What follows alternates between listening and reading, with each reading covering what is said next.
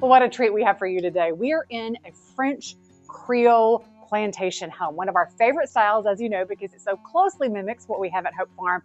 But the real treat is that we have Celie Ingeman, who's going to give you the full history of her family home, built in 1820, leaving the family now for sale. So let's meet Celie and let's hear a little bit of the history of this beautiful home. Welcome back to Preservation Travels with Lane and Kevin at our Restoration Nation.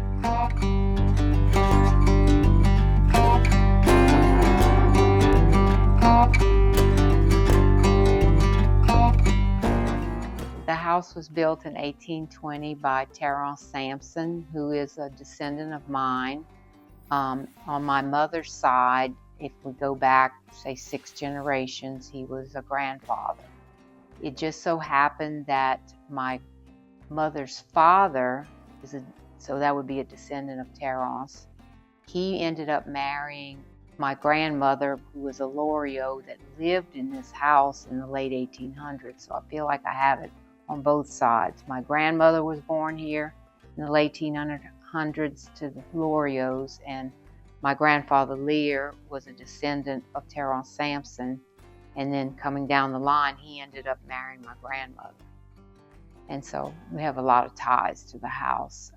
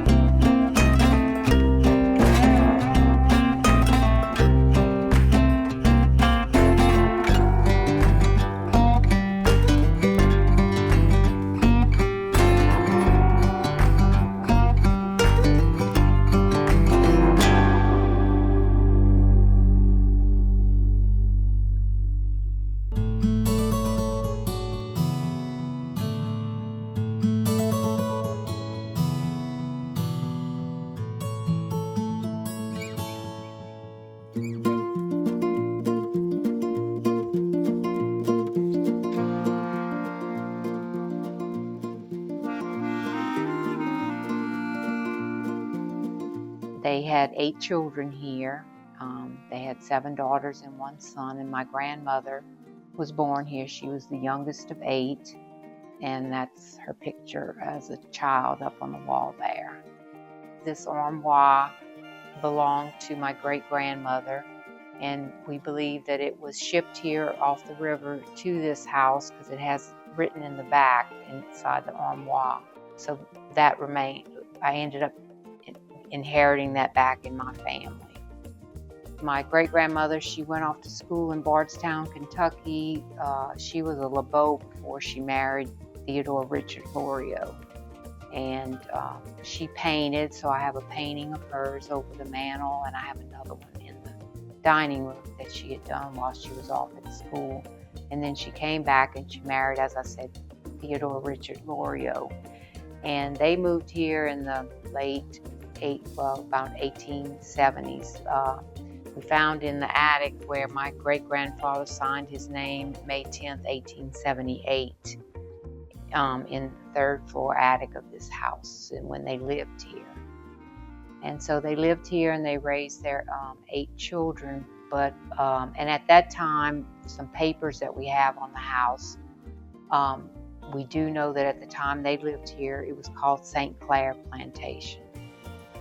But as it goes back in the early 1900s, My grandfather grew sugar cane, and the sugar cane board, of course, came along, destroyed the crop, and then they lost this and they had to move. So by that time, a family known as the Harrells acquired the property. And the Harrells had the house from like around 1920 to up till my husband and I in 2003 acquired it. The Harrells just had the house. It stayed open for a long time. They had renters in here, nothing much done to it. But in 1965, Mr. John Harrell and Miss Ann Harrell, his wife, they decided to renovate the old home. And so they did just the old home and moved in with their 3 boys and raised their boys here. And then Mr. John had died at some point, and Miss Ann had remarried later on in life, and she was living here with her other husband. And she, in 2003, decided that she was going to sell the house because it was just too much to keep up. And so that's when my husband and I acquired the house and the 4 acres that it's on.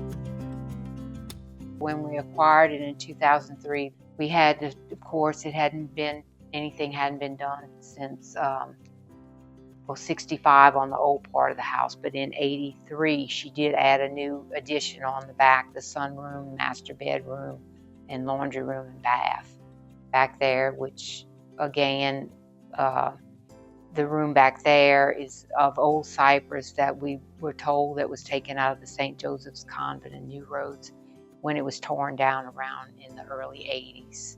And that's what they built that with, which has good ties for me because I have 2 aunts that were St. Joseph nuns and 3 great aunts that were St. Joseph nuns. But when we did acquire the house, we did a lot of renovation, and we ended up having to take the plaster off the walls down here in these rooms and then replaster. And upstairs, we took the plaster out, but we put the green board back with it. We had to update all the water, gas, and electric lines, and so everything was dug up around the house. We just updated the bathroom upstairs and updated the bedrooms, and we just kind of repainted, just freshened the whole house up and redid floors, all that to get it up to date and livable. And we lived here with our 3 boys. When we took on the house in 2003, like I said, we did renovation throughout the old house in here. And we also had a big project ourselves, which was to build a pool outside with all the patio and the brick walls and add a pool house, which we did. And so we built that in 2003. So that was all our big project once we moved here.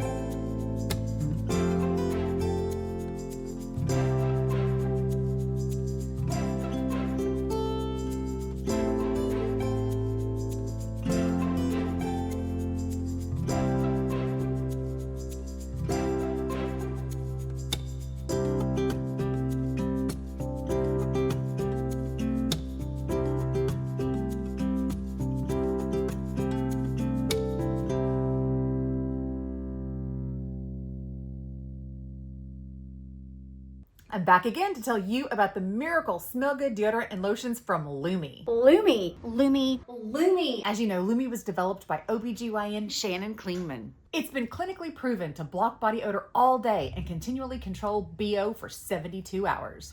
You see us working hard on our restoration projects and sweating, and I'm sure you assume we'd be smelly, but nope, Lumi stops the odor before it even starts. This is a whole body deodorant. It works on the underarms, the privates, the feet, anywhere on the entire body. You can use it anywhere because it's skin safe, baking soda free, cruelty free, vegan, and pH optimized to use anywhere on your body. Lumi doesn't stain your clothes, and it comes in 8 different scents so you can wear it every day. And they have this 360-degree new aerosol can so you can apply it everywhere with ease. I'm trying to pick a favorite scent to show you, but I can't decide between these two. I love the toasted coconut. It smells like a summer vacation. And then I love the vanilla bliss. They smell so good, like perfume. Lumi's starter pack is a great deal for new customers. It comes with a full-size stick deodorant, a cream deodorant tube or spray deodorant, 2 free products like the wipes or a mini body wash, free US shipping, and just for my followers, Lumi is offering an extra $5 off when you click the link in the description below and enter OR Nation at checkout. That's a deal of over 40% off. So find our link in the description and get that starter pack to try Lumi today. My great-grandmother who lived here, like I said, she was a LeBeau before she married, and she lived out at Chenal. And her father was a cotton broker, and she had 2 brothers that went off to Baltimore to school. And one became a doctor and one became a priest, Father Oscar LeBeau. And then he came back from Baltimore and he settled in LeBeau, Louisiana, which is named for him, and Palmetto, and established a church there.